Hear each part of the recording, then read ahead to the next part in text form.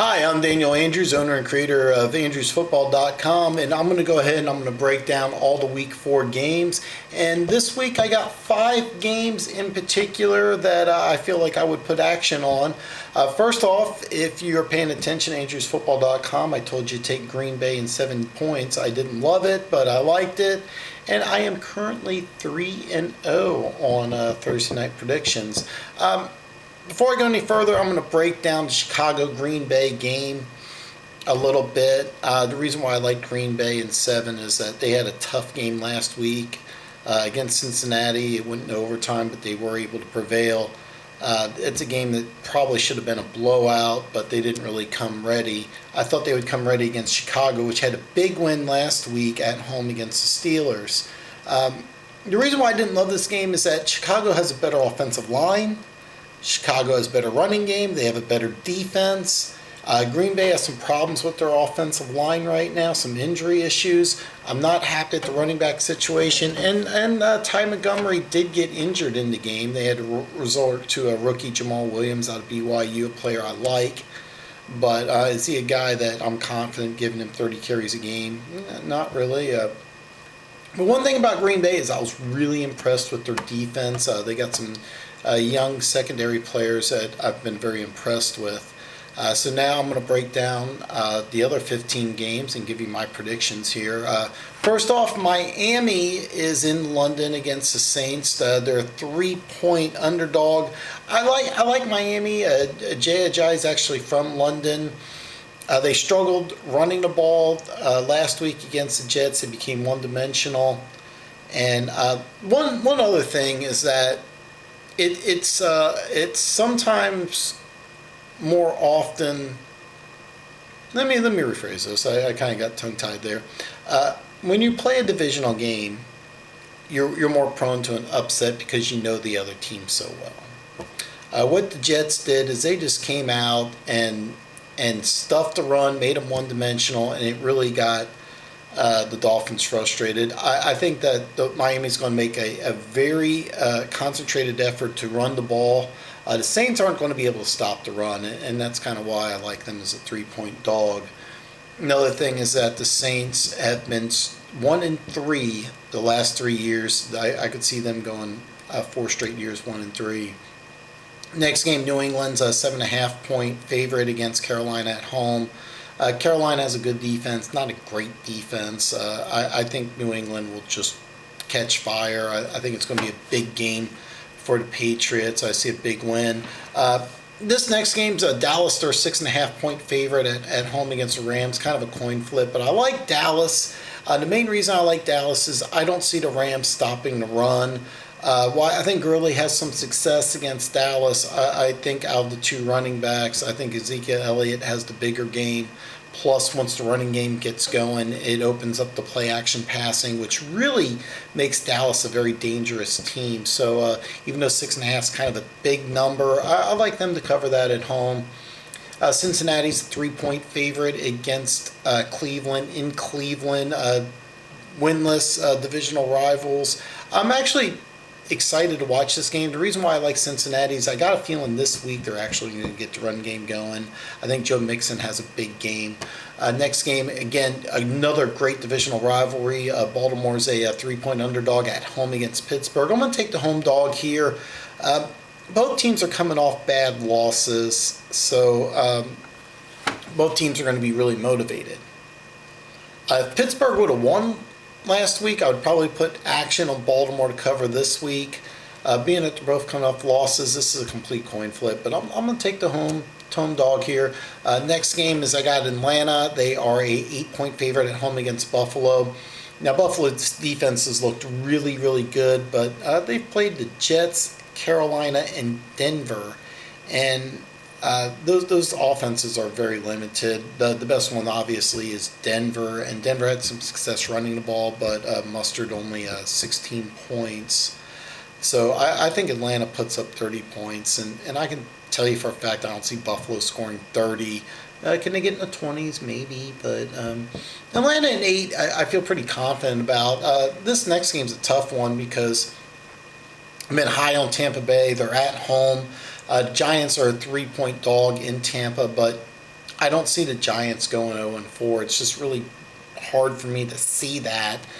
And I think this offense is getting healthier. It's starting to gel. I think they have a big explosion this week. So I think you get 3 points. So I like the Giants to get their first win of the season here. And 3 points, you get a 3-point buffer. So next game, this is tough because Philly's a 2-point dog at the Chargers. Just like with the Giants, I really don't see the Chargers going 0-4. But is Philly not the better team?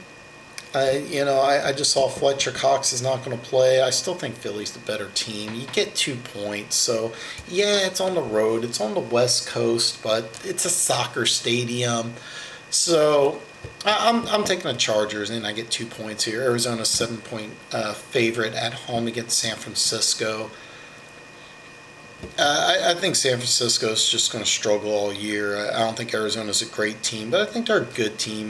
Touchdown at home. I feel confident about that. Next game, Indianapolis is a 13-point dog at Seattle. I think this is going to be kind of a close game. I like the pickup. Was it Jacoby Brissett, the Colts quarterback? Obviously not Andrew Luck, but I like what he brings to the table.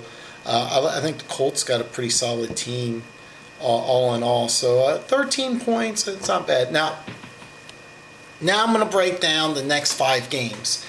These are 5 games I would put action on. Now, I go off a $500 budget. What would I do if I had $500 and I was in Vegas? Well, these 4 games, I said 5 total, but 4 of them I put between 50 and 100, and the last one I would put 200 on because I feel pretty confident about one of these games, and then the other 4 I'm kind of anywhere between 50 and 100, just kind of my gut here. So the first 2 games I want to talk about are 2 games that if you've been following Andrewsfootball.com for a while, you have known I've talked about both these teams pretty in depth. But first game's Minnesota's a 2-point favorite at home against Detroit. Now, I think Minnesota's just a better team than Detroit. And even though you have a backup quarterback in Minnesota, Case Keenum looked really good. Detroit, I was just looking over Detroit's injury report. They have something like 15 players, a few starters. Here's the thing. I think Minnesota's a better team. They're at home.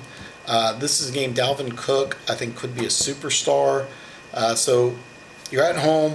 You have the better team. You have the better defense. You have the better running game. The problem is really the quarterback position. Is Case Keenum going to blow up like he did last week against a better defense? I don't see that.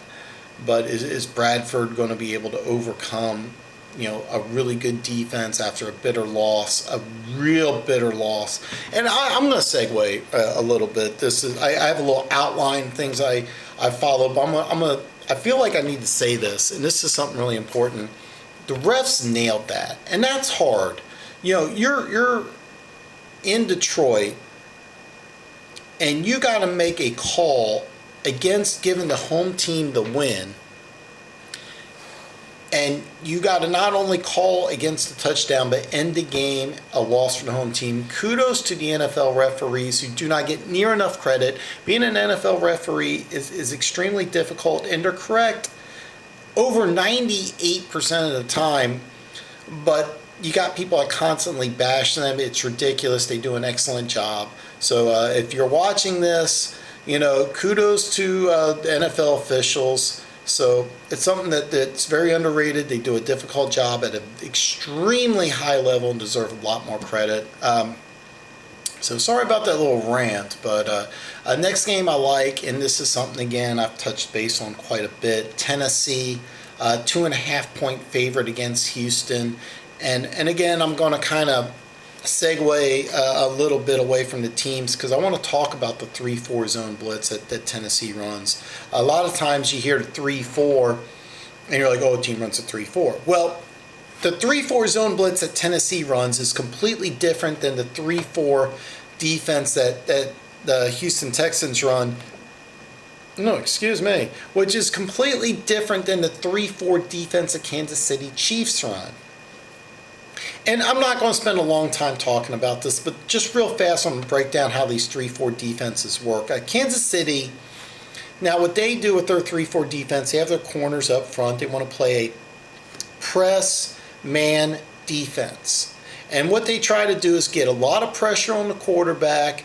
They have really tight corner coverage. Now here's the weakness. If you get some corners with some speed, because the Chiefs corners, they have bigger physical corners, not a lot of speed on the corners.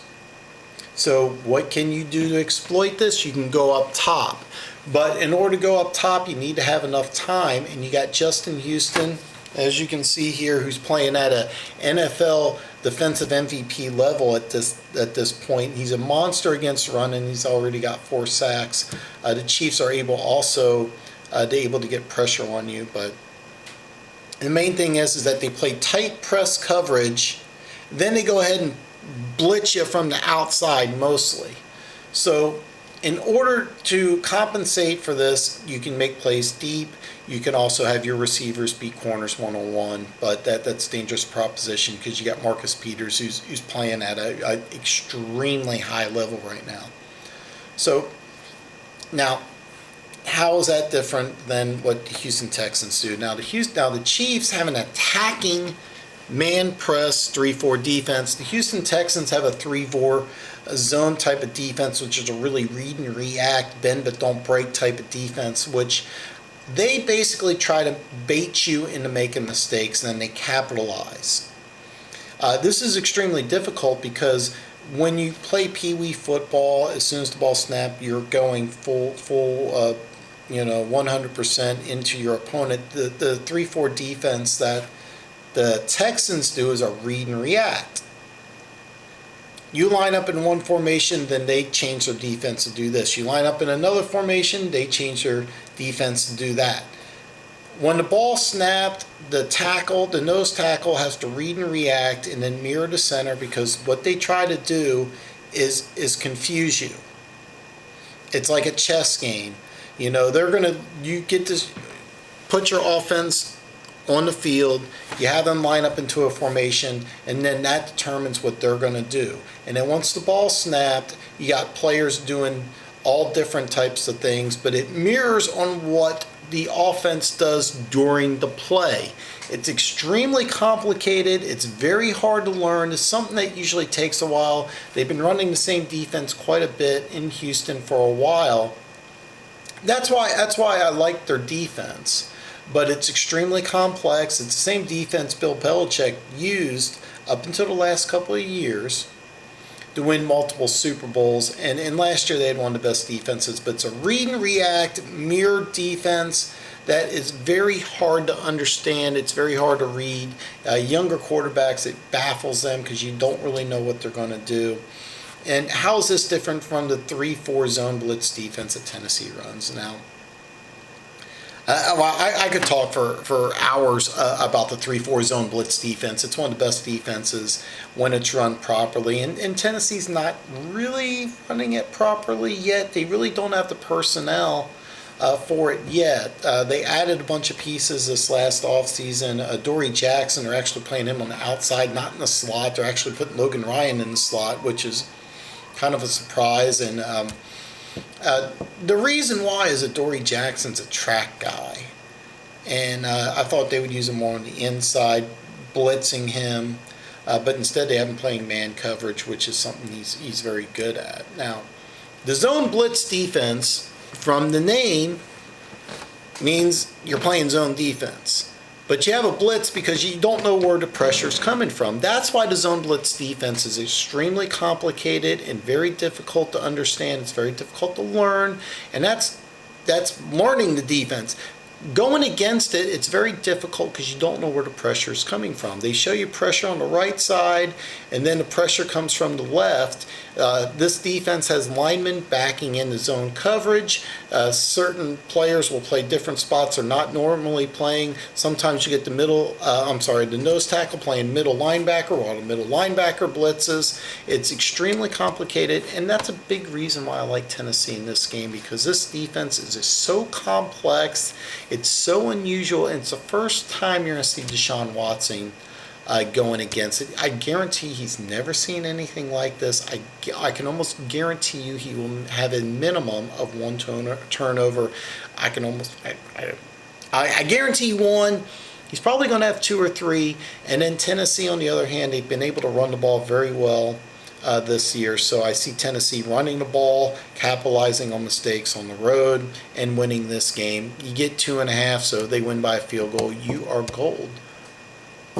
This game I really struggled with, this next one, because I didn't want to do it. I really would rather watch, but I kicked myself because I would put action on this game. This is probably the least confident, and it's Jacksonville's a 3.5-point favorite on the road against the Jets. Now, I was only one out of 3, and I picked 3 road dogs, so I got 2 road dogs out of 3 already. So, but why am I picking this game? Because let me tell you what I don't like. Jacksonville's coming back from London. They don't get a bye. The Jets are coming off of a big win at home. They're back at home, so the stadium's going to be excited. The Jets have a lot of talent on defense. They have a lot of speed and athleticism, but they're young. Now, here's the thing, though. The Jets played a divisional game. It's a lot different than just playing an AFC team. I think Jacksonville's a lot better than the Jets. I think Jets are still a dumpster fire. The main reason I like Jacksonville to cover 3.5 is that while I see this as a low-scoring game and 3.5 is a big number, the only way the Jets win this game is that they score a defensive touchdown, a special teams touchdown, or have some fluke offensive play, and Matt Forte's out for the game. That's the only way they win. Now, and if Jacksonville gets an early lead, they're sunk. They'll fold. The Jets, however, can take an early lead, and Jacksonville can still run the ball. They can still play good defense. They can still play special teams, and they can come back and they can win. So, while I'm predicting Jacksonville to go 3-1, I don't think that they're a playoff team yet. I think they're a team with severe limitations. However, I think the Jets are a dumpster fire. I think that they had a lot of success for a game. I think that they will come back down to earth. I think Jacksonville wins this game. I think they cover the 3.5, even though I'm picking back-to-back road favorites, which I said road dogs earlier, but I meant road favorites. So, same trap, but the next 2 games are a little different. This next game I pick, and this is the one I really, really like. I would put 200 on this one, and I've been saying this all along. In AFC West, the Denver Broncos are the second best team. It's not the Raiders. The Raiders are not a 12-win team. The Raiders are going to lose this game.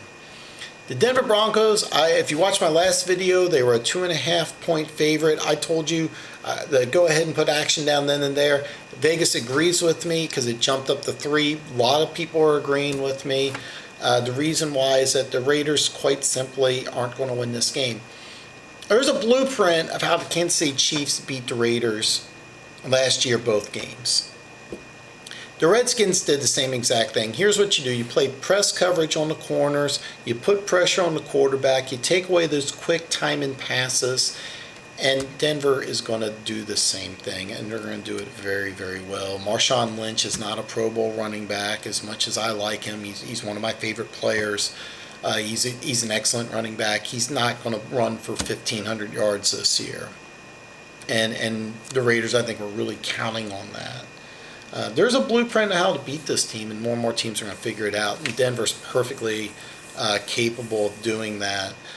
You got to take away the short pass. Amari Cooper and Michael Crabtree, 2 really good receivers. Neither one of them are burners, so you don't really have to fear them going up the top. You can put 7, 8 into the box, stop the run, stop the short pass, And then from there, the Raiders do not have a good defense. So the Denver Broncos, who I'm liking more and more, even though they lost last week, I fully expect them to win this game. And you got 2.5 to play with. I have 2.5 to play with. I would have taken it earlier. You can get 3. If you're in Vegas, take 3. I feel more confident about this game than any other game.